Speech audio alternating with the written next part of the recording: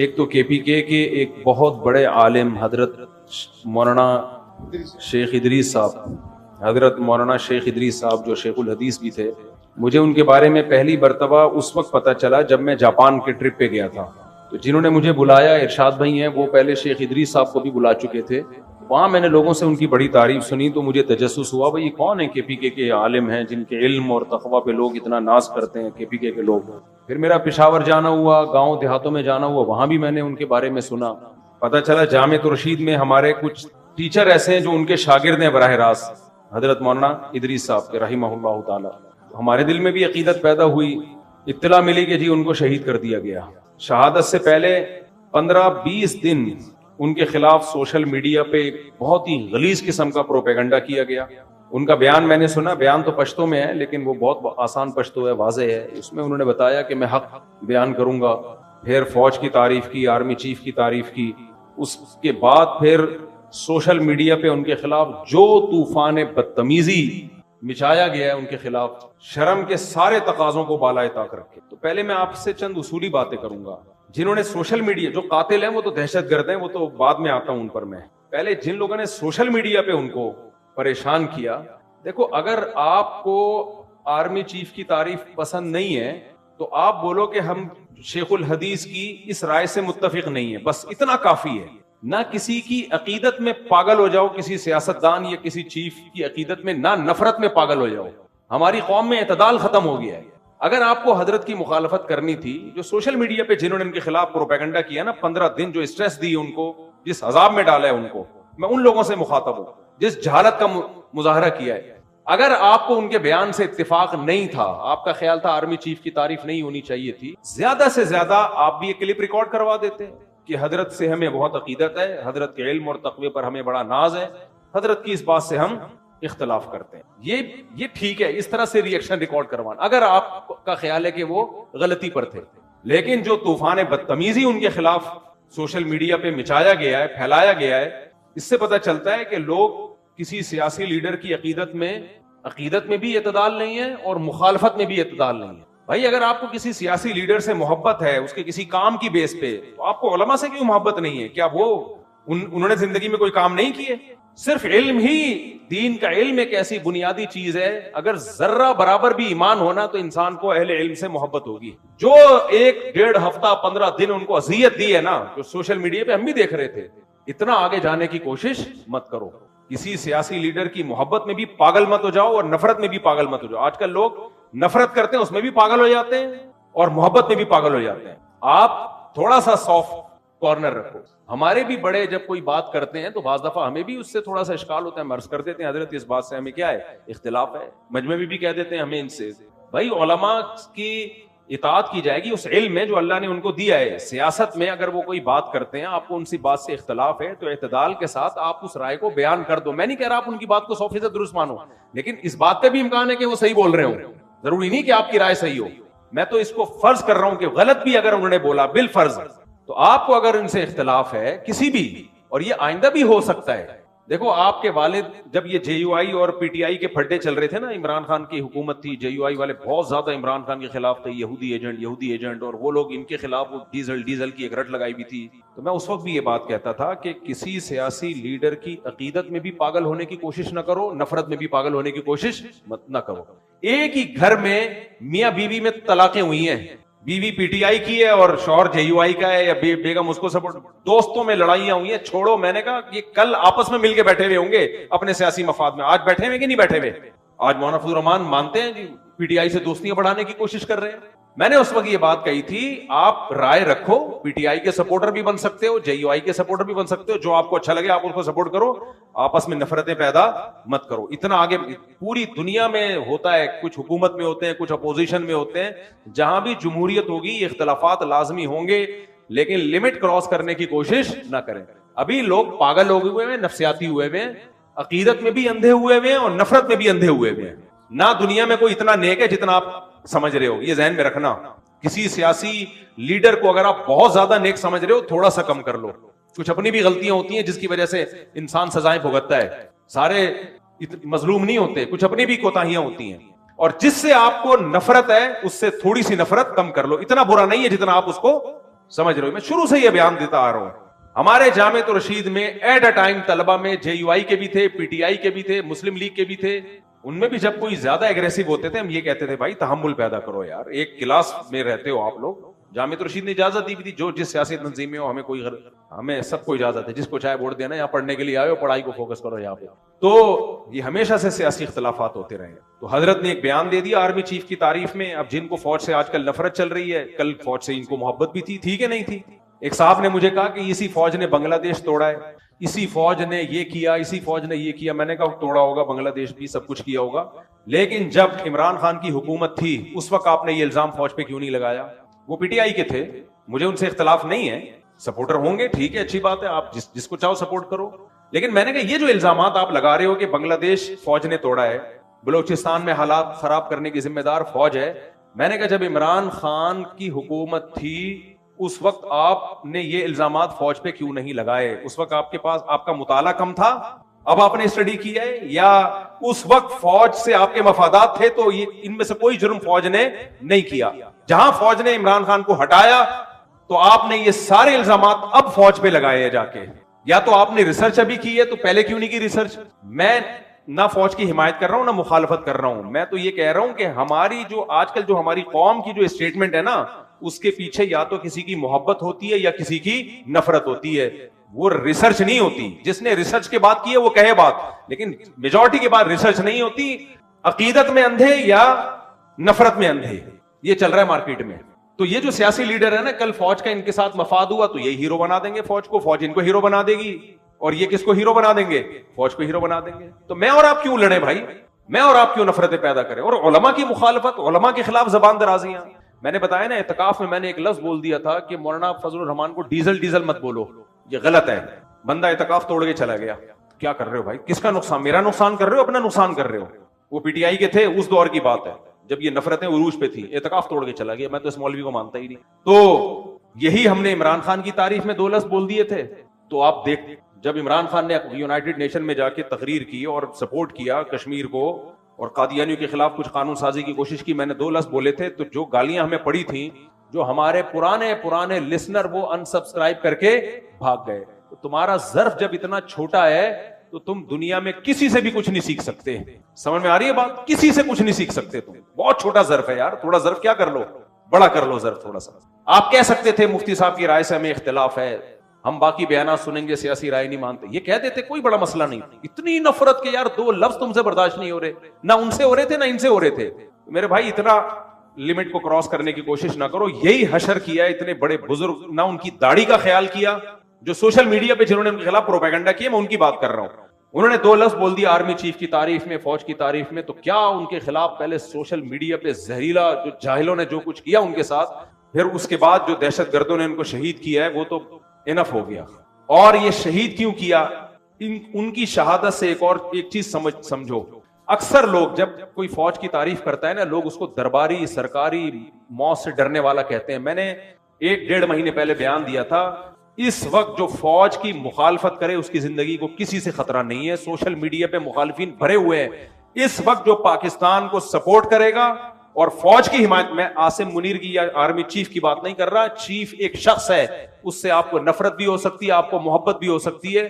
Army کے chief آتے جاتے رہتے ہیں, کوئی تعریف کرے گا کوئی برائی کرے گا, ہمیشہ سے ہوتا رہا ہے. وہ تو ہماری بھی ایک رائے ہے, لیکن ایز اے ادارہ جو فوج کی حمایت کرے گا اس کی زندگی کو خطرہ ہے. اور آج آپ نے اپنی آنکھوں سے دیکھ لی, بہادر وہ نہیں ہے جو فوج کی مخالفت کر رہا ہے, اسے کوئی خطرہ نہیں ہے. سوشل میڈیا پہ بھرے ہوئے لوگ, زیادہ یہ ہوگا فوجی اٹھا کے سافٹ ویئر اپڈیٹ کر کے چھوڑ دیں گے اس کو. بہت سے لوگ مخالفت کر رہے تھے, فوجیوں نے اٹھایا سافٹ ویئر اپڈیٹ کیے, ونڈو چینج کی, پرانی ونڈو ڈلی ہوئی تھی, نئی ونڈو ڈالی, تو وہ تو پھر اب یہ بول رہے ہیں الیکشن میں دھاندلی بالکل بھی نہیں ہوئی تھی. وہ اتنے اپڈیٹ ہو گئے کہ وہ اتنے تو یعنی بہت ہی اپڈیٹ ہو گئے نا, وہ ان کے ایسے سافٹ ویئر اپڈیٹ ہوئے. زیادہ یہ کریں گے نا, وہ مار کے تھوڑی پھینکیں گے. کتنے صحافیوں کو مار دیا بھائی, بہت سے صحافی ہیں بول رہے ہیں فوج کے خلاف, کچھ بھی نہیں ہو رہا ان کو. اس وقت زندگی کو اس کے خطرہ ہے جو مذہبی اسکالر پاکستان کی حمایت میں یا فوج کی حمایت میں بولے گا. کیونکہ یاد رکھو پاکستان یہ جو اسلام دشمن طاقتیں ہمارے خلاف ہے نا, یہ ہماری آرمی کے خلاف ہیں. ان کو پتا ہے پاکستان بچا ہوا آرمی کی وجہ سے ہے. سیاسی لیڈروں کے پاس کوئی فورس تھوڑی ہے, کباب میں ہڈی، جو ملک بچانے میں سب سے بڑی ہڈی کون ہے؟ وہ فورسز ہے ہماری، چاہے وہ آرمی ہو، چاہے وہ ایئر فورس ہو، چاہے وہ نیوی ہو. تو اس لیے جو فورسز کی مخالفت کرے گا بین الاقوامی طاقتوں کی آنکھ کا تارا ہوگا، وہ جو حمایت کرے گا اس کی جان کو خطرہ ہے. اور آج آپ نے کے پی کے میں دیکھ لیا، شیخ الحدیث مولانا ادریس کی شہادت کے بعد جب انہوں نے کھل کے پاکستان اور پاکستان کی فورسز کی حمایت کی ہے، ان کو شہید کر دیا گیا. میں سمجھا پا رہا ہوں اپنی بات؟ تو اس لیے اس وقت جو حمایت کرے گا وہ بہادر ہے، وہ ڈرتا نہیں ہے. انہوں نے کہا کہ میں ڈرتا نہیں ہوں کسی سے، اور انہوں نے ثابت کر دیا کہ میں بہادر ہوں. ان کو تھریٹس تھیں، ان کو خطرات تھے. تو ایک پیغام تو ہمیں یہ ملا، دو پیغام. پہلا، کسی عالم کی رائے سے، سیاسی رائے سے آپ اختلاف کرو تو اس عالم کی شان میں توہین بولو مت کرو. اختلاف کرنے کا آپ کو حق ہے، توہین کرنے کی اللہ نے آپ کو اجازت نہیں دی ہے. بہت بڑا جرم ہے. اس کے اگلے کی سفید داڑھی کا تو خیال کرو، اس کی عمر کا تو خیال کرو. دوسرا، اس وقت جو فورسز کی حمایت کرے گا بہادر وہ ہے، کیونکہ عوام سے بھی گالیاں پڑ رہی ہیں اور زندگیوں کو بھی خطرہ ہے. مخالفت کرو، سب کہیں گے سلوٹ کریں گے، سلام کریں گے، بہادری کا خطاب دیں گے آپ کو. اور یہ آپ نے اپنی آنکھوں سے دیکھ لیا. تیسری چیز، کراچی میں کتنے علماء شہید ہوئے. حضرت مولانا اسلم شہبوری شہید رحمۃ اللہ علیہ، مولانا یوسف جانوی شہید ہوئے. ایک سلسلہ چلا تھا کراچی میں علماء کی شہادتوں کا. مفتی نظام الدین شہید ہوئے. مولانا اسلم شہبوری صاحب، مجھے رحمہ اللہ تعالیٰ کی شہادت سے پہلے مجھے یاد ہے ہمارے استاذ ان کو سمجھا رہے تھے کہ حضرت کوئی گارڈ کا انتظام کریں، کوئی سیکیورٹی رکھیں. اس وقت ان کے درس قرآن بڑے ہٹ ہو رہے تھے. ہمارے ایک استاذ نے ان کے ہاتھ جوڑے کہ خدا کے لیے کوئی سیکیورٹی کا انتظام کریں. آپ ہمارے پاس ایک واحد سرمایہ ہیں جن کے اس وقت نا www.darsequran.com یہ درس قرآن کی سب سے بڑی ویب سائٹ تھی. بہت اس کو پروموٹ کیا الحمدللہ. ان کے شاگردوں نے، ان کے خادموں نے سیکیورٹی کا انتظام نہیں کیا. ہمارے استاذ مجھے یاد ہے ان کے پاؤں پکڑ رہے تھے، حضرت کو سیکیورٹی کا انتظام کریں، اپنے شاگردوں سے کہیں سیکیورٹی دیں آپ کو، کیونکہ آپ کے درس قرآن ہونے آپ کو یہ دہشت گرد شہید کر دیں گے. ہم ایک بہت بڑے سرمایے سے محروم ہو جائیں گے. میں بیٹھا ہوا تھا، ہمارے ایک استاذ ان کو سمجھا رہے تھے اور 2 ہفتے بعد اطلاع آئی کہ ان کو شہید کر دیا گیا. پاؤں سے معذور عالم کو شہید کیا گیا. مفتی نظام الدین صاحب کی شہادت ہوئی ہے، کوئی سیکیورٹی کا مضبوط انتظام بولو نہیں تھا. مولانا یوسف جانوی شہید رحمۃ اللہ علیہ گھر سے باہر نکلے، کوئی گارڈ نہیں، کوئی انتظام نہیں. ایک بندہ آیا اور سر پہ گولی مار کے چلا گیا. مولانا عادل شہید رحمۃ اللہ علیہ، کوئی سیکیورٹی کا انتظام نہیں. دارالعلوم کرنگی سے کانفرنس اٹینڈ کر کے آ رہے ہیں، ایک بندہ آیا اور گاڑی میں بیٹھے بیٹھے سر پہ گولی مار کے چلا گیا. اس کے بعد تو عبرت حاصل ہونی چاہیے کہ نہیں ہونی چاہیے؟ یہ سارے کراچی میں شہید ہوئے ہیں. کے پی کے میں کتنے علماء شہید ہو چکے ہیں آپ دیکھو، دہشت گردوں کے ہاتھ. ایک طویل سلسلہ ہے. تو یہ ان علماء پر نہیں، ان کے شاگردوں پہ سوال اٹھ. دیکھو اصل تو ذمہ داری ہے حکومت کی کہ حکومت ان علماء کو سیکیورٹی دے. تو کیا آپ حکومت سے امید رکھتے ہو کہ وہ اپنی ذمہ داری پوری کرے گی؟ ہے بھائی، سارا ٹائم حکومت کو گالیاں دینے میں ضائع کرنے سے بہتر نہیں ہے کہ اپنا کوئی انتظام کر لو؟ تو کیوں نہیں ان کے شاگردوں نے ان کے لیے سیکیورٹی کا انتظام کیا؟ جب سوشل میڈیا پہ ان کو برا بھلا بھی کہا جا رہا ہے، گالیاں پڑ رہی ہیں، تو اندازہ ہو جانا چاہیے کہ دشمنی بڑھ گئی ہے. کوئی انتظام نہیں ہے علماء کی گارڈ کا، کوئی سیکیورٹی. گورنمنٹ کو گالیاں دینے سے کچھ بھی نہیں ہوگا. حکومت پہلی ذمہ داری میں بتا رہا ہوں کہ حکومت کی ہے، گورنمنٹ کی ہے کہ وہ ان علماء کی حفاظت کریں. اگر گورنمنٹ نہیں کر رہی تو کیا عوام کی حفاظت، عوام کی ذمہ داری نہیں ہے کہ اپنے علماء کے لیے سیکیورٹی کا انتظام کریں؟ دیکھو علماء کی مزاج میں استغنا ہوتا ہے، وہ بعض دفعہ نہیں مانتے اس کو. عوام کی ذمہ داری ہے، ان کے مریدوں کی، ان کے شاگردوں کی ذمہ داری ہے. بولے آپ کے گارڈ ہوں گے، آپ چاہو یا نہیں چاہو. آپ کا باپ جب بیمار ہوتا ہے، ڈاکٹر کہتا ہے کہ ان کو یہ دوا کھلانی ہے ورنہ ان کا بلڈ پریشر شوٹ کر جائے گا، برین ہیمریج ہو جائے گا. ابا دوا نہیں کھا رہے ہو، آپ گن پوائنٹ پہ کھلاؤ گے ان کو. اگر آپ کو ابا سے محبت ہوگی، اگر آپ کو ابا سے محبت ہوگی، آپ کو اپنے بچے سے محبت ہوتی ہے، وہ ٹیکا نہیں لگوانے دے رہا، آپ زبردستی اس کے کولے میں ٹیکے گھسیڑتے ہو کیونکہ آپ کو بچے سے کیا ہے؟ محبت. وہاں آپ یہ نہیں کہتے میں اللہ پہ توکل کروں گا، بیماری بھی اللہ کے ہاتھ میں، شفا بھی کس کے ہاتھ میں؟ اللہ کے ہاتھ. چھوڑو کیا بچے کو ٹیکے سے تکلیف ہو رہی، نہیں لگاؤں گا ڈاکٹر صاحب، کوئی بات نہیں، نمونیا ہے، ٹائیفائڈ ہے، کوئی بات نہیں. میں کس پہ توکل کروں گا؟ اللہ پہ. اللہ جب زندگی دیتا ہے تو اللہ دیتا ہے، موت دیتا ہے تو اللہ دیتا ہے. جتنے دن بچے نے زندہ رہنا رہے گا، مرنا ہوگا مر جائے گا. وہاں تو یہ بات نہیں کرتے. اپنے بزرگوں کی جب بات آتی ہے سیکیورٹی کی، او بھائی اللہ والوں کو تو اللہ پہ توکل ہوتا ہے. جو رات قبر میں گزرنی ہے وہ زمین پہ نہیں گزر سکتی، جو زمین میں گزرنی ہے وہ قبر پہ نہیں گزر. یہ باتیں کر کے سیکیورٹی کی ایسی کی تیسی. آدھا قرآن لیتے ہو، آدھا نہیں لیتے. یقیناً جو رات قبر میں گزرنی ہے وہ گزرے گی، یہ بھی اللہ نے ہمیں بتایا. لیکن یہ بھی اللہ نے ہمیں بتایا یا ایھا الذین آمنوا خذوا حذرکم، اے ایمان والو اپنے بچاؤ کی تدبیریں اختیار کرو، دشمن سے بچاؤ کی تدبیریں اختیار کرو. یہ بھی کس کا حکم ہے؟ اللہ کا حکم ہے. تو اس لیے کے پی کے میں تو ہے ہی نہیں علماء کی کوئی سیکیورٹی. اس کو ایسا برا سمجھتے ہیں بہت سے لوگ, کہتے ہیں توکل کے خلاف ہے. اس لیے میرے بھائی دشمن بڑھتے جا رہے ہیں. میرا تو خیال تھا کہ حضرت کی سیکیورٹی ہوگی بہت سخت, یہ تو ہمیں بعد میں پتا چلا کہ کوئی سیکیورٹی نہیں تھی. تو جو علماء بچ گئے ہیں, کے پی کے والوں سے ہم ہاتھ جوڑتے ہیں, خدا کے لیے ان کی سیکیورٹی کا آپ خود انتظام کرو. علماء نہیں کرتے, آپ عوام کریں ان کے لیے, گارڈ رکھے, تنخواہ دیں ان کو, ایسی گاڑیاں دے ان کو, چندہ کر کے دو, بھلے ہدیہ کر کے دو, ایسی گاڑیاں دو جس میں گارڈ بیٹھ کے ان کے ساتھ جا سکیں. حضرت مفتی تقی عثمانی صاحب پہ پہلے ایک اٹیک ہوا, اللہ نے بال بال بچایا ان کو. اس کے بعد ان کے مریدوں نے بلٹ پروف گاڑی کا ان کے لیے انتظام کیا.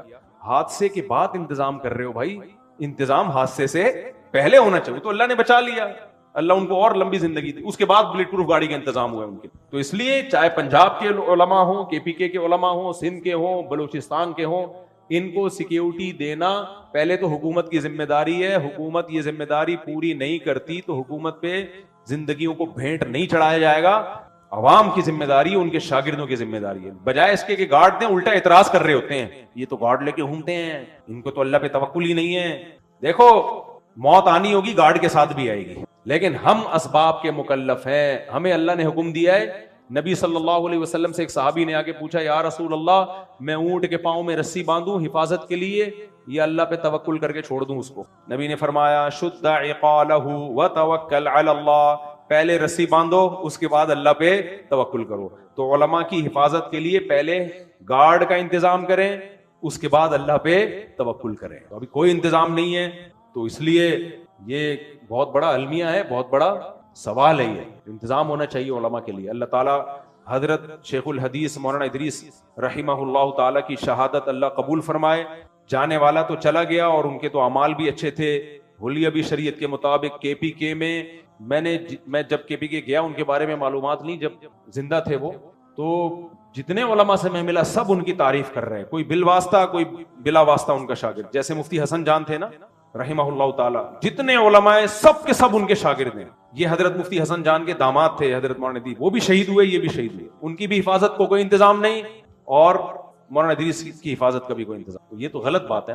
حکومت کو برا بھلا کہتے رہیں گے, تو حکومت کو کہنے سے کیا آپ کی حفاظت تھوڑی ہو جائے گی؟ حکومت کی صحت پہ یاد رکھو کوئی اثر نہیں پڑتا. جب گورنمنٹ کو برا بھلا کہتے ہیں ہنستے ہیں, ان کو دیکھو حکومت پہ کوئی اثر نہیں پڑتا بھائی, ان کا تھوڑی کوئی نقصان ہو. کوئی عالم شہید ہو جائے تو ان کا کیا نقصان ہو, کچھ بھی نہیں ہوتا ان کو. اور شہید بھی ملک کی محبت میں, ملک کے فیور میں بات کی تھی. اس میں تو حکومت کی ڈبل ذمہ داری بنتی تھی کہ آپ کے ملک کے لیے انہوں نے بات کی ہے, فورسز کے لیے انہوں نے بات کی ہے جو کوئی نہیں کر رہا, ہمت کی ہے, تو آپ کو تو آٹومیٹکلی ان کو سیکیور کرنا چاہیے.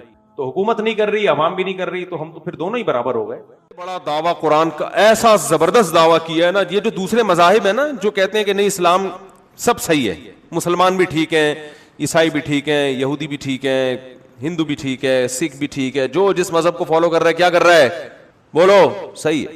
ایک سکھ خاتون کا فون آیا, اس کی بہن مسلمان ہو گئی تھی یو کے میں, تو انہوں نے 4-5 سال پرانی بات ہے, انہوں نے مجھے بتایا کہ میری سسٹر مسلمان ہو گئی ہیں, سکھ مذہب سے اسلام قبول کر لیا انہوں نے, اور جو ہے تو میں نے کہا آپ لوگوں کو یہ اعتراض تو نہیں ہوا؟ کچھ مسئلہ پوچھ رہی تھی, سکھ خاتون تھی لیکن مسئلہ مجھ سے پوچھ رہی تھی. کہنے لگی کہ میں بھی اسلام کو کافی چیزوں میں فالو کرتی ہوں اور اسلام بہت اچھا مذہب ہے, اگرچہ میں مسلم نہیں ہوں لیکن مجھے اسلام اچھا لگتا ہے, اور مجھے اپنی بہن کے مسلمان ہونے پر کوئی اعتراض بولو بھائی نہیں. میں نے ان سے کہا, میں نے کہا دیکھیں اسلام کا اچھا لگنا کامیاب ہونے کے لیے کافی بولو نہیں ہے. اس بات پہ آخرت میں بخشش نہیں ہوگی کہ آپ کو اسلام. اب ان باتوں سے نا غیر مسلم کہتے ہیں مسلمان بڑے متشدد ہوتے ہیں. ہم ان کے مذہب کی تعریف کر رہے ہیں پھر بھی یہ ہمیں جنت میں لے جانے کے لائق نہیں سمجھتے. ہم تو کہہ رہے ہیں کہ اتنے اچھا مذہب ہے, اتنی اچھی تعلیمات ہیں. او بھائی بات یہ ہے کہ یہ اسلام مولانا کا مولوی کا مذہب نہیں ہے, یہ کس کا دین ہے؟ یہ تو اللہ کا دین ہے.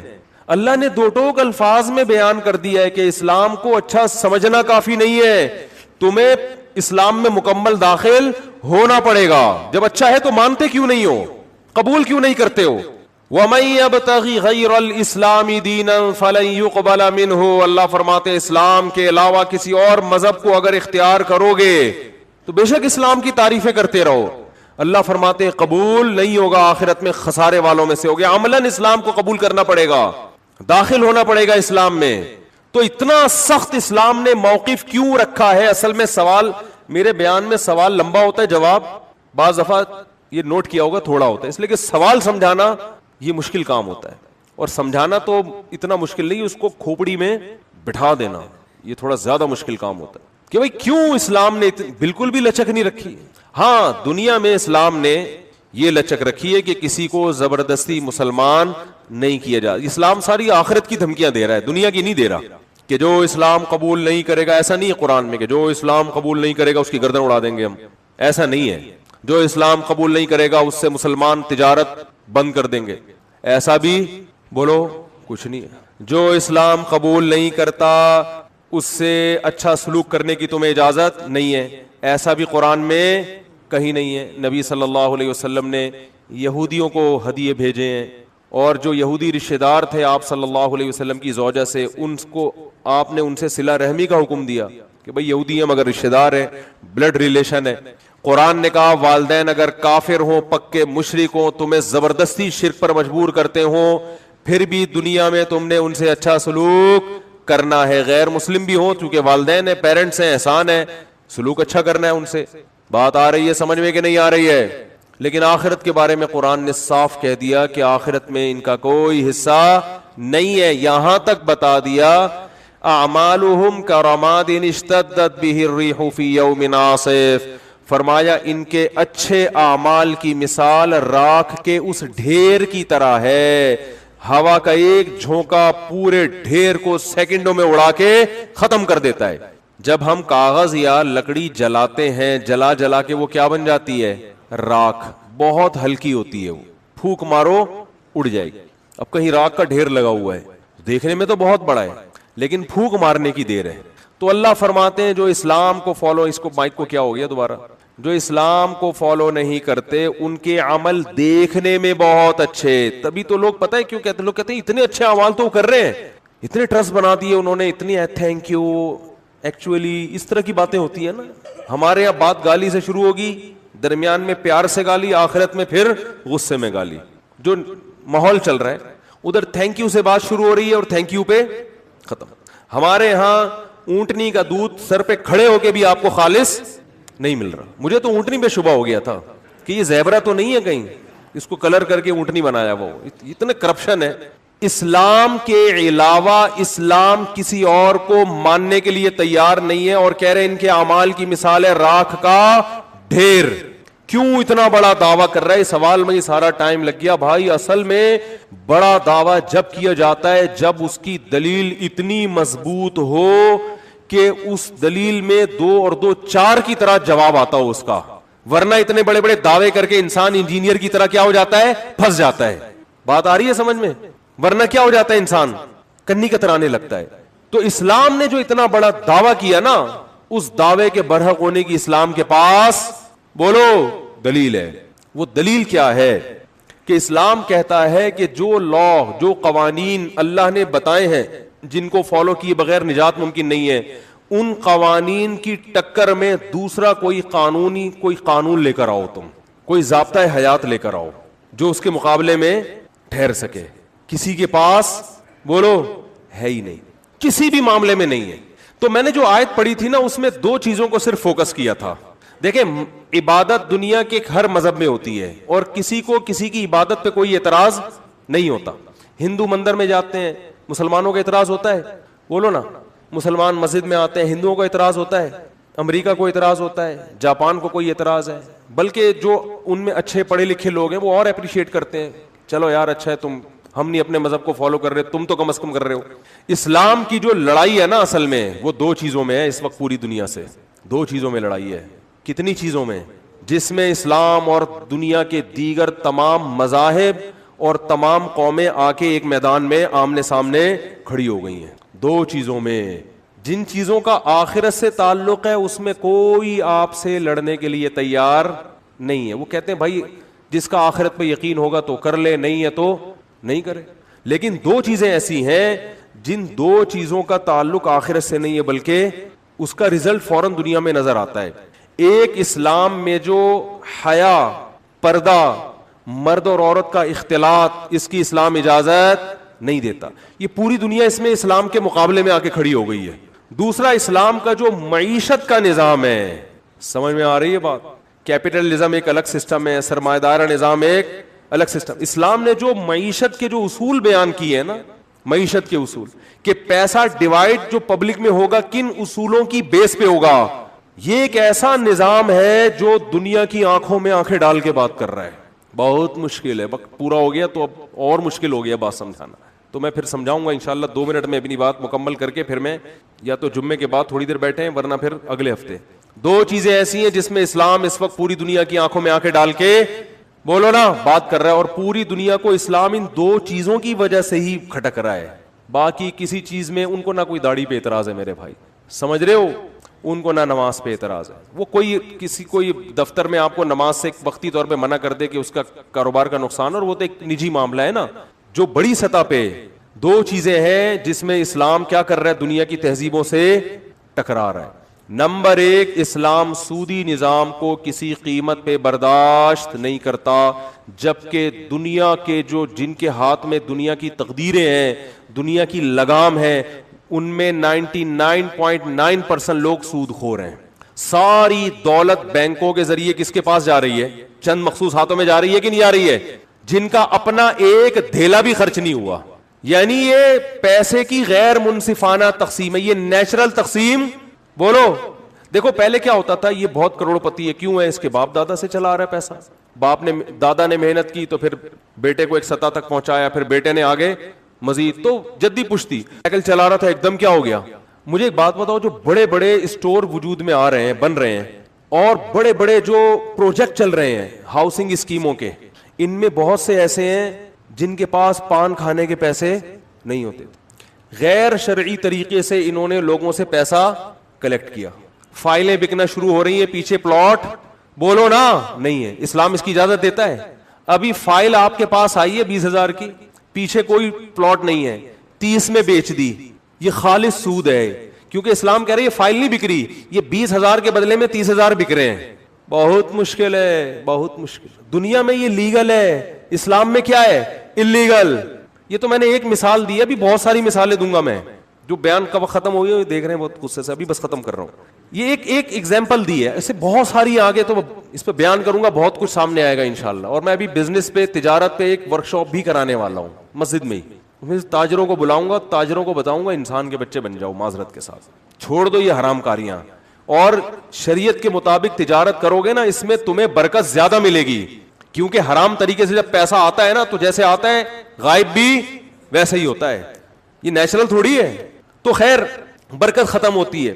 تو اسلام کا ایک دیکھو, فقہا نے جو آدھا فقہ ہے نا, آدھا وہ خرید و فروخت کے حکام پر ہے. ہمارے ہاں دینی مدرسوں میں ہدایہ پڑھائی جاتی ہے, ہدایہ اول, دویم, ثالث, رابع. ہدایہ اول میں یعنی یہ پورا اسلامی فقہ 4 حصوں میں فقہا نے برابر 4 حصوں میں ڈیوائڈ کر دیا. آدھا حصے میں ہوتا ہے وضو اور عبادات کے حکام, آدھے میں ہوتی ہے جو ہے نا, آدھے حصے میں نکاح اور طلاق کے حکام ہوتے ہیں, باقی 2 حصوں میں خرید و فروخت کے حکام فقہا بیان کرتے ہیں, معیشت سے متعلق احکام. یعنی اسلامی فقہ میں خرید و فروخت کے احکام اتنی ڈیٹیل میں بیان کیے گئے ہیں کہ اتنی تفصیل میں عبادت اور نکاح طلاق کے حکام کا بیان نہیں ملے گا آپ کو. اور مسلمان نے اس شعبے کو بالکل نظر انداز کر دیا ہے, جس کا نتیجہ یہ نکل رہا ہے. مجھے لوگ کہتے ہیں بڑے بڑے اسٹوروں سے آپ شاپنگ کیوں نہیں کرتے. میں کہتا ہوں یہ جو بیچارہ غریب آدمی محلے میں پرچون کی دکان کھول کے بیٹھا ہوا ہے, جدی پشتی یہ کام کرتا آ رہا ہے, یہ وہاں تک نہیں پہنچا.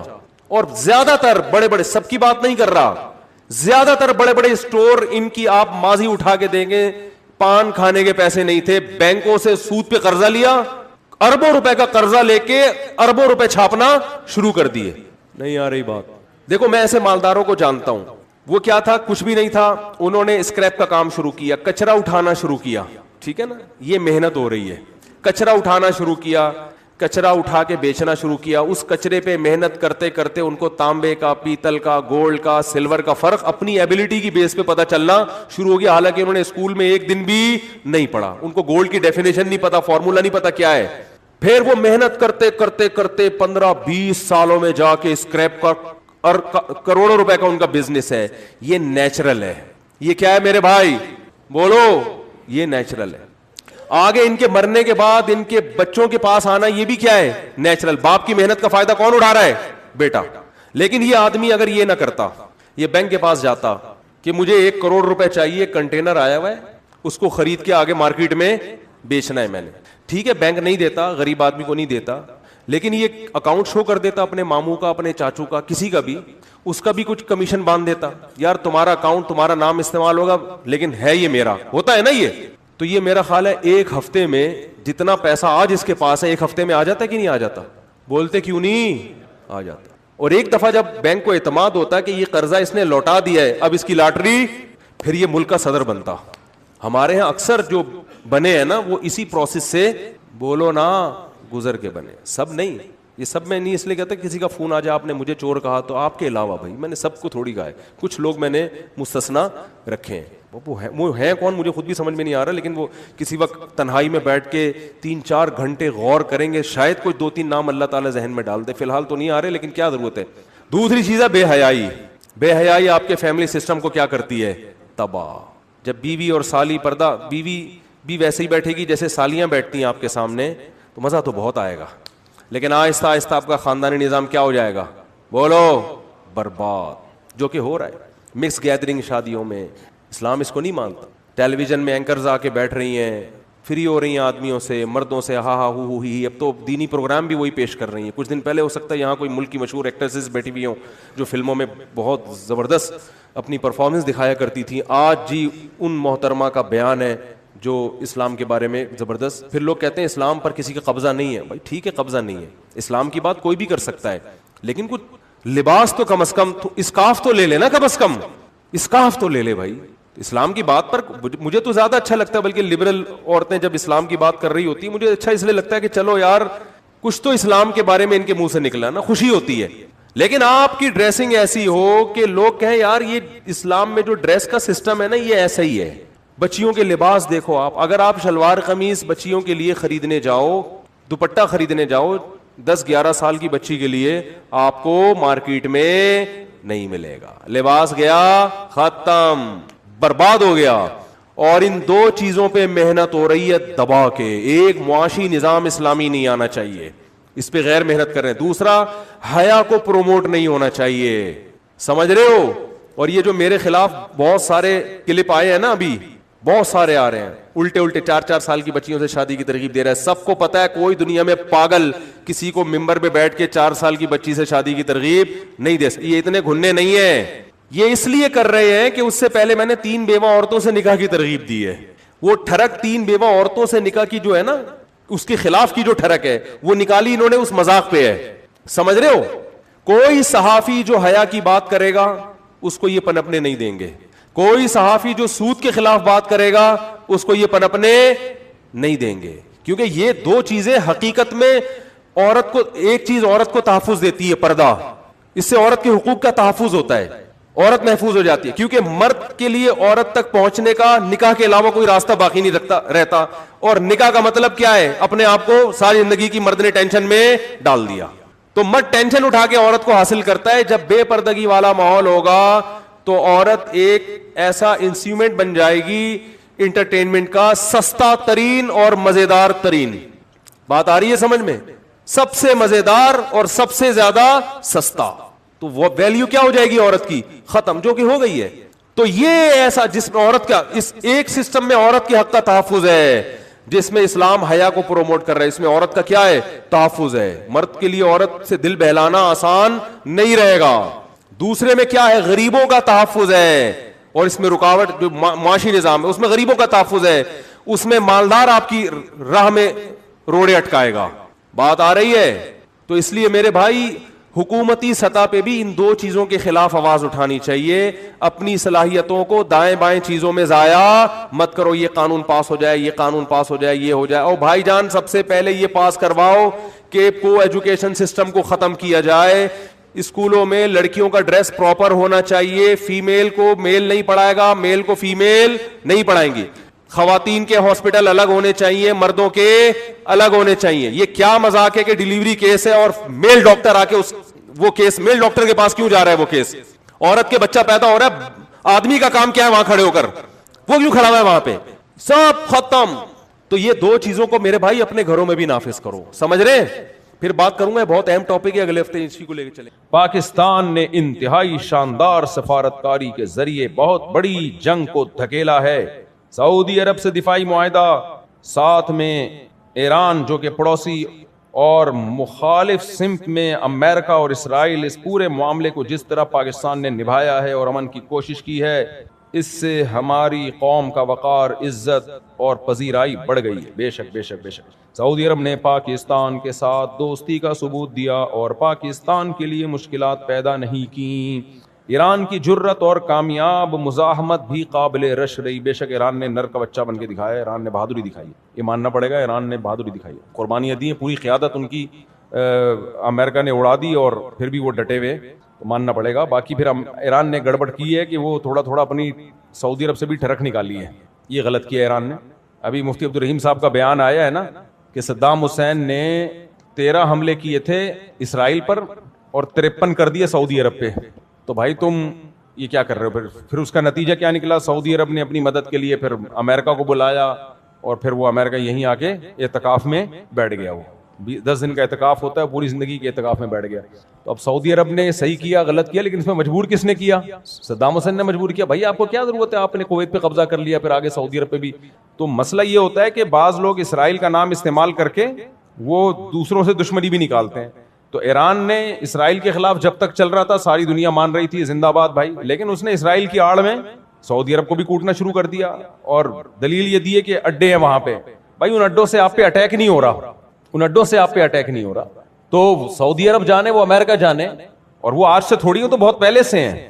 تو اس لیے ایران، اگر میں اس معاملے میں ایرانی حکومت کی تعریف کرتا ہوں، بہر اس نے جوان مردی کا مظاہرہ کیا ہے، یہ مانتے ہیں، لیکن دوسرے جو کام صحیح ہے اس کو صحیح کہا جائے گا، جو غلط ہے اس کو غلط کہا جائے گا۔ تو اس نے یہ بھی کیا، جو سعودی عرب کو کیوں آپ حملہ کر رہے ہو؟ بعض لوگ کہتے ہیں سعودی عرب میں بادشاہت ہے، جو ناجائز بادشاہت ہے۔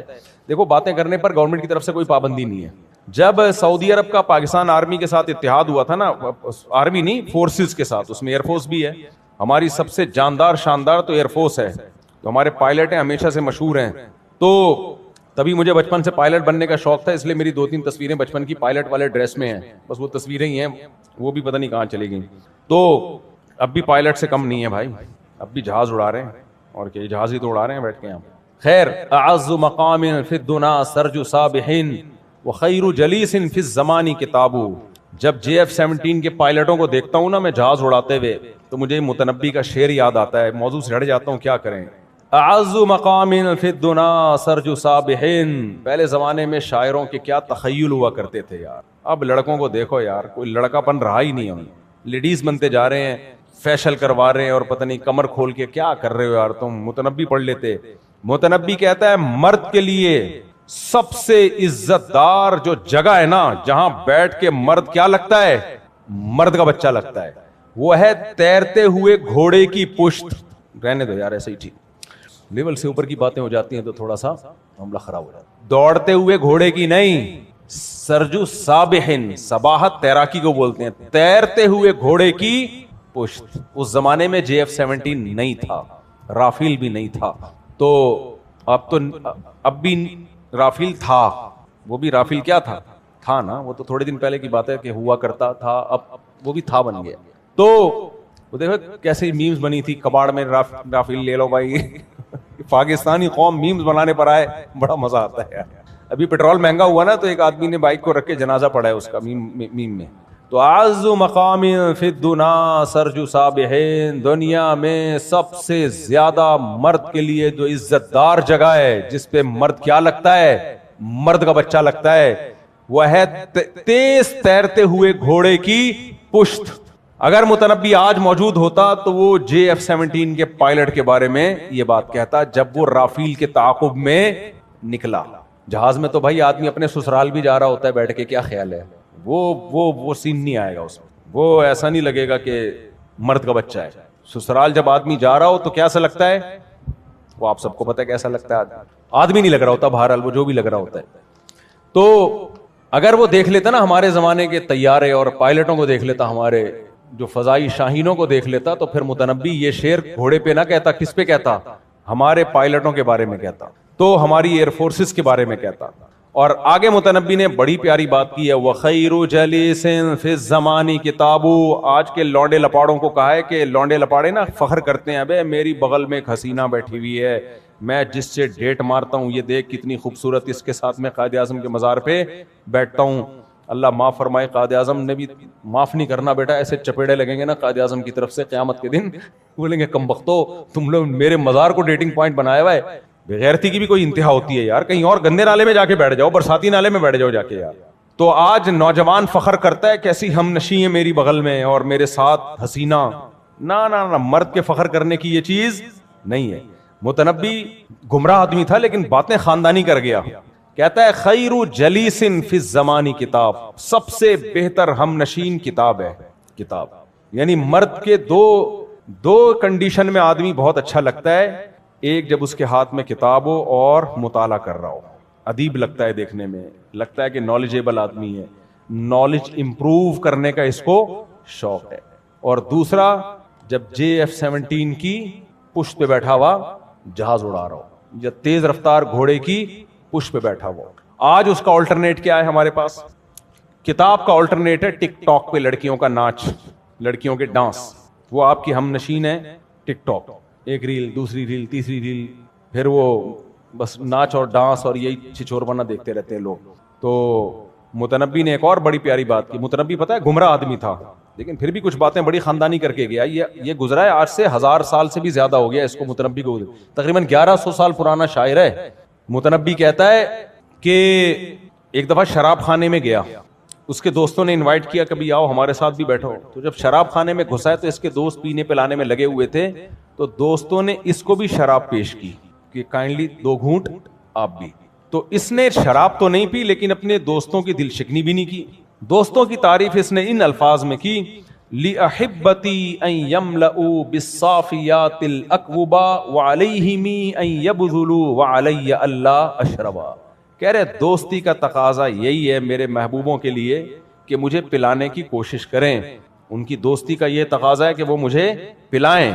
دوست ہے نا تو اپنے ساتھ شریک کریں، لیکن مجھ پر میری غیرت کا تقاضا یہ کہ میں نہ پیوں.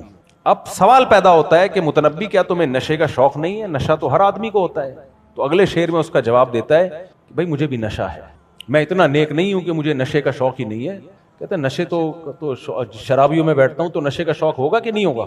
تو کہہ رہے ایسا نہیں ہوں گے میں دودھ کا دھلا ہوا کہ مجھے نشے کا شوق نہیں ہے، لیکن کہتا ہے مجھے نشہ پتہ ہے کس چیز کا ہے؟ کہ مجھے نشہ ایک گھمسان کی جنگ ہو رہی ہو اور اس میں گھوڑے کی پشت پہ سوار ہو کے تلوار لے کے میدان جنگ میں کود پڑوں اور تلواروں کی جھنکار سے مجھے جو ٹھڑک پیدا ہوتی ہے نا، جو میں ناچتا ہوں وہ والا کہہ رہا ہے یہ پروگرام اس شراب میں مجھے نظر نہیں آ رہا. تو میرے جو نشہ ہے وہ کیا ہے؟ تلواروں کی جھنکار، اس میں لڑائی. نہیں آ رہی میرا خیال ہے بات؟ پہلے زمانے میں ہوا کرتا تھا، اب یہ سب ختم ہو گیا. متنبی کہتا ہے کہ لوگ مجھ سے پوچھتے ہیں میں کون ہوں، مجھ سے آ کے نا پوچھتے ہیں کہ حضرت آپ کہاں سے ہیں، انڈا موڑ سے آپ کا تعلق ہے، پٹیل پاڑا میں رہتے ہیں، آپ ڈیفنس میں رہتے ہیں، کہاں رہے لوگ، ہم تعارف کرتے ہیں نا. مجھے لگ رہا ہے آپ لوگ بور ہو رہے ہیں، شاید بور ہو رہے ہیں. مجھے آپ کو دیکھ کے ایسا لگ رہا ہے آپ ٹینشن میں آ گئے. آگے سوال جواب دیتا ہوں، تھوڑا سا میں اپنی ٹھڑک نکال رہا ہوں اصل. تو بعض دفعہ یہ ہوتا ہے کہ لوگ کہتے ہیں ہم تو سب شرعی مسائل پوچھنے کے لیے آئے، انہوں نے کیا پروگرام شروع کر دیا. لیکن یار کچھ ہم بھی سن لیا کرو یار.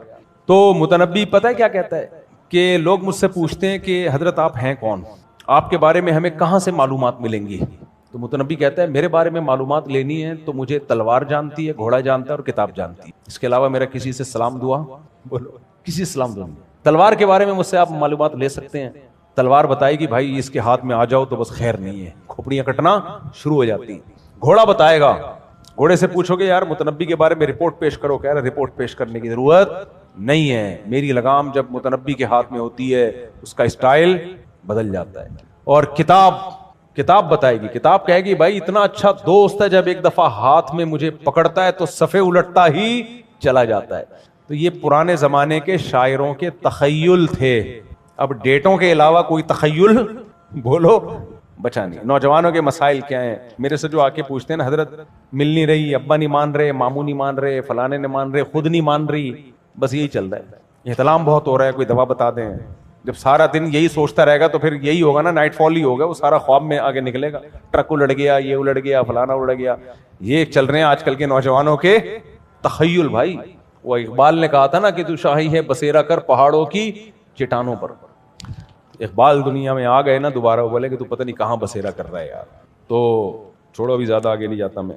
تو میرے بھائی فوج میں جاؤ یار, زیادہ سے زیادہ آرمی جوائن کرو. دیکھو اس وقت پاکستان کی حیثیت صرف پاکستان نہیں ہے, پوری دنیا کے اسلامی ملکوں کا دفاع, اس میں سب سے بڑا کردار پتہ ہے کس کا ہے؟ منہ سے پھوٹ لو, پاکستان کا ہے. ہم نے کچھ نہیں کیا 70 سالوں میں, گھاس کھائی ہے, لیکن ڈیفنس ہم نے بڑا خاندانی کر لیا, اپنا مضبوط کر لیا. گھاس کھا کے کیا لیکن کیا ہے. قرضے واپس نہیں کرتے ہم الحمدللہ, یہ اللہ کا بڑا فضل ہے ہم پہ. لیتے بہت ہیں, دیتے نہیں ہیں, اور جو لیتے ہیں وہ لگاتے نہیں ہیں. یہ سب اپنی جگہ, گٹروں کے ڈھکن ہمارے ہاں نہیں ہے, لیکن ایک کام ہم نے کیا, اپنا ڈیفنس ہمارا. دیکھو غریب آدمی جو طاقتور ہو وہ عزت سے جیتا ہے کہ نہیں جیتا؟ اس مالدار سے جو ہر وقت ڈرتا رہتا ہو. کیا خیال ہے؟ تو اس لیے ہمارا ڈیفنس مضبوط ہے. ہم نے انڈیا سے جنگ میں دکھا دیا, اور بھی اسرائیل کتنا ہمارے خلاف ٹویٹ کر رہا ہے, پتہ ہے آپ کو؟ ہمارے وزیر خارجہ نے جو ابھی ٹویٹ کیا تھا, وزیر دفاع نے جو ٹویٹ کیا تھا, تو اس پہ اسرائیل کتنا پاگل ہو گیا ہے. میں نے خود ٹویٹ پڑھی ہے اسرائیل کی, تو وہ پڑھ لو, پتہ چل جائے گا کون اسرائیل کا دوست ہے اور کون اسرائیل کا دشمن. اسرائیل تو یہ کہہ رہا ہے کہ یہ نیوٹرل ملک تھوڑی ہے, اس کو کیوں ڈالا ہوا ہے بیچ میں سلو صفائی کے لیے؟ یہ نیوٹرل ملک تھوڑی ہے, اس سے تو ہمارا پھڈا ہے. تو اور کسی نے ابھی اور بھی بہت ساری باتیں, وہ خوشبو لگا کے اکیلے میں آنا تو بتاؤں گا سامنے. اچھا بھائی میں مکمل پڑھ لوں, اس میں بیچ میں اتنا مزہ آ گیا تھا نا, شعر و شاعری شروع ہو گئی. محمد سفیان بن نسیم الدین انصر شاہ بنت شہزاد احمد. انصر شاہ نام ہے دلہن کا, انوشا, اس کو صحیح دکھوائیں, انوشا بنت شہزاد احمد دلہن کا نام ہے. 50,000 روپے مہر. دلہن کے وکیل کہاں ہیں بھائی؟ دلہن کے وکیل آپ ہیں. آپ نے اجازت دی کہ 50,000 روپے مہر میں انوشا شاہ بنت شہزاد احمد کا نکاح محمد سفیان ولد نسیم الدین سے کروں. اجازت ہے؟ اجازت ہے.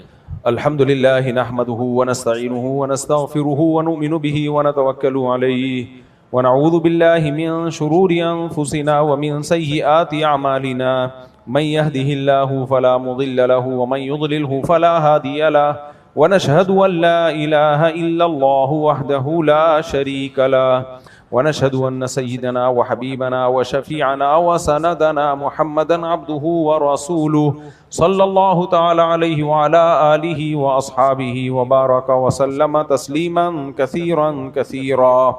أما بعد فأعوذ بالله من الشيطان الرجيم. بسم الله الرحمن الرحيم. يا أيها الناس اتقوا ربكم الذي خلقكم من نفس واحدة وخلق منها زوجها وبث منهما رجالا كثيرا ونساء واتقوا الله الذي تساءلون به والأرحام إن الله كان عليكم رقيبا. وقال تعالى يا أيها الذين آمنوا اتقوا الله وقولوا قولا سديدا يصلح لكم أعمالكم ويغفر لكم ذنوبكم ومن يطيع الله ورسوله فقد فاز فوزا عظيما. وقال النبي صلى الله عليه وسلم النكاح من سنتي وقال فمن رغب عن سنتي فليس مني. وقال النبي صلى الله عليه وسلم تزوجوا الودود الولود فإني مباهي بكم الأمم. وقال النبي صلى الله عليه وسلم تزوجوا ولا تكونوا كرهبان النصارى. جناب محمد سفیان بل نسیم الدین, میں نے 50,000 روپے مہر میں آپ کا نکاح انوشا بنت شہزاد احمد سے کیا. آپ نے اس نکاح کو قبول کیا؟ قبول کیا. جزاک اللہ. دعا کریں اللہ برکت دے. الحمدللہ رب العالمین والعاقبۃ للمتقین والصلاۃ والسلام علی رسولہ الکریم وعلی آلہ وصحبہ اجمعین. اے اللہ اس نکاح کو اپنے دربار میں قبول فرما. اس نکاح کی برکتیں زوجین کو تادم حیات نصیب فرما. آپس کے اختلاف و انتشار سے, لڑائی جھگڑوں سے, ہر قسم کے شر سے اللہ ان دونوں کی حفاظت فرما. اس نکاح کو اللہ دونوں کے خاندانوں میں محبتوں کا, جوڑ کا, برکتوں کا ذریعہ بنا. ہر طرح کے شر سے دونوں کے خاندانوں کو محفوظ فرما. جس کی جو جائز مراد ہو اللہ اس کی مراد کو پورا فرما. ربنا آتنا فی الدنیا حسنۃ وفی الآخرۃ حسنۃ وقنا عذاب النار. صلی اللہ تعالی علی خیر خلقہ محمد وعلی آلہ وصحبہ اجمعین. اللہ تعالیٰ بہت مبارک کرے, ماشاءاللہ جی, خوشیاں دے آپ کو, جوڑ پیدا کرے آپ دونوں میں.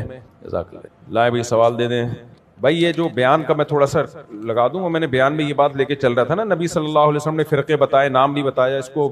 اس پہ میں کئی دفعہ بیان کر چکا ہوں, بس یہ چونکہ بیان چل پڑا تھا تو اس کو مکمل کر لیتے ہیں. تو نبی صلی اللہ علیہ وسلم نے فرقے نہیں بتائے, علامتیں بتائی ہیں. تو جنتی فرقہ ہے اس کی علامت بتائی ہے, کیونکہ اگر کوئی نام بتا دیتے نا تو وہ سب لوگ وہ نام رکھتے ہیں. تو اس لیے ناموں میں کچھ نہیں رکھا، دیوبندی نام ہو، بریلوی نام ہو، اہل حدیث نام ہو، حنفی ہو، شافعی، کچھ بھی نہیں ہوتا اس سے. گورنمنٹ کی طرف سے کوئی پابندی نہیں ہے، کوئی بھی کسی بھی ٹائم پہ اپنے آپ کو کچھ بھی کہہ سکتا ہے. اچھا کچھ لوگ کہتے ہیں ہم صرف مسلمان ہیں. اچھی بات ہے اگر آپ صرف مسلمان ہیں، لیکن ہوتے نہیں ہے نا.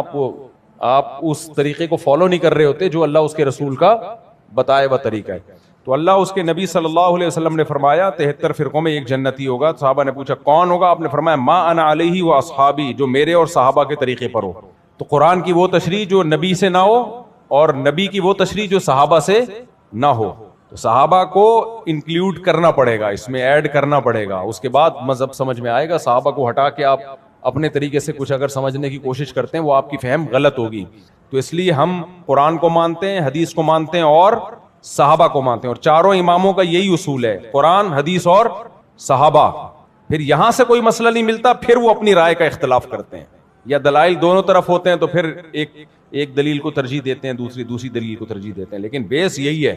تو اس لیے صحابہ سے ہٹ کے کوئی بھی بات کرے نا، بولے صحابہ تو اس کے خلاف تھے، کیسے مان لیا جائے گا اس کو. ڈاکٹر اسرار احمد صاحب نے بیان کیا تھا کہ آخر میں اللہ تعالیٰ جنت کو بھی ختم کر دے گا، اور جہنم کے حوالے سے وہ کہہ رہے تھے کچھ حدیث موجود ہے کہ اللہ تعالیٰ جہنم کو بھی ختم کر دے گا. مجھے نہیں پتا ڈاکٹر اسرار صاحب نے ایسا کہا ہے یا نہیں کہا، اپنی طرف سے کوئی ڈاکٹر اسرار صاحب کے کھاتے میں نہ ڈال دیا ہو. باقی جنت بھی ہمیشہ کے لیے بنی ہے اور جہنم بھی ہمیشہ کے لیے بنی ہے. پہلی بات، مفتی صاحب مجھے آپ سے اللہ کے لیے محبت ہے، احبک اللہ الذی احببتنی فی. آپ کی وجہ سے آپ کی صلاحیتیں اور صفات اللہ تعالیٰ کی مکھن لگایا ہوا ہے، مکھن بہت زیادہ لگ گیا ہے. زیادہ مکھن لگتا ہے نا تو آدمی پھر اپنی اوقات بھول جاتا ہے، جب کوئی کہے نا کہ مجھے آپ سے محبت ہے تو حدیث میں دعا آئی ہے احبک اللہ الذی احببتنی فی. اللہ بھی آپ سے محبت کرے جس اللہ کی وجہ سے آپ مجھ سے محبت کرتے ہو. جو بھی آپ سے محبت کا کہے تو اس کو یہ دعا دینی چاہیے، بشرطے کہ یہ اللہ کے لیے محبت ہو. ایسا نہ کوئی لڑکی بولے مجھے آپ سے محبت ہے، آپ کہیں اللہ بھی آپ سے محبت کرے، آپ تو دوبارہ کہیں کائنڈلی الفاظ، تو حرام محبتوں میں نہیں ہے یہ.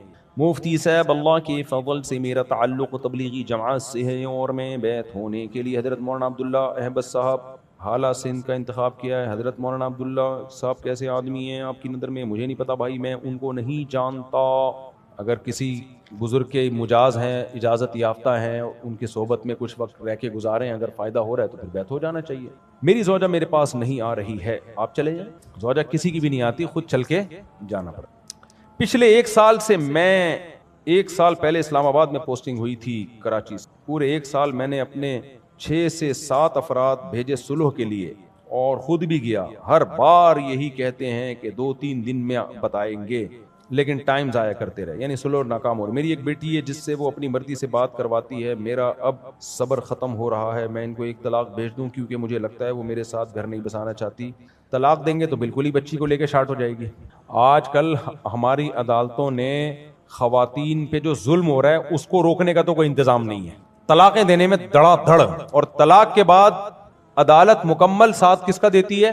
عورت. وہ بچوں کو آپ سے ملائے نہ ملائیں، آپ سڑتے رہو گے، ذلیل ہو جاؤ گے بری طریقے، اور آپ سے پیسہ اتنا نکلوا لیا جائے گا، اور بچی کی تربیت آپ کی مرضی کے خلاف، اور بچی کو آپ کا باغی بنایا جائے گا. پیسہ بھی آپ خرچ کر رہے ہوگے اور باپ بچی کی نظر میں گندا بھی ہو رہا ہوگا، اور پھر آپ کو خودکشی کے خیالات آنا شروع ہو جائیں گے. تو اتنا زیادہ جب معاملہ چلا جائے، 3-4 سال سے صلح کی کوشش ہو رہی ہے، طلاق مت دو، ایک اور شادی کر لو.